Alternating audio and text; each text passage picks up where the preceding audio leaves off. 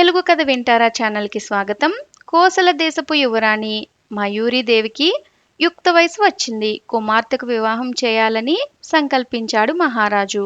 కానీ మయూరదేవి తన తండ్రిని చిత్రమైన కోరిక కోరింది. ఆ రోజు నుంచి తాను మౌనవ్రతం చేపడుతున్నానని, తన వ్రతాన్ని భంగం చేసిన వ్యక్తినే తాను వివాహం చేసుకోవాలనుకుంటున్నానని చెప్పింది. ఎందరో యువకులు వచ్చి యువరాణి మౌనవ్రతాన్ని భంగపరచాలని ప్రయత్నించారు. వారిలో ఎందరో అందగాళ్ళు, వీరులు, శూరులు ఉన్నారు. అయినా ఎవరూ ఆమె మౌనవ్రతాన్ని ఛేదించలేకపోయారు. రోజులు గడిచిపోతున్నాయి. ఇక తాను తన కుమార్తెకు వివాహం చెయ్యలేనేమోనన్న దిగులు పట్టుకుంది మహారాజుకు.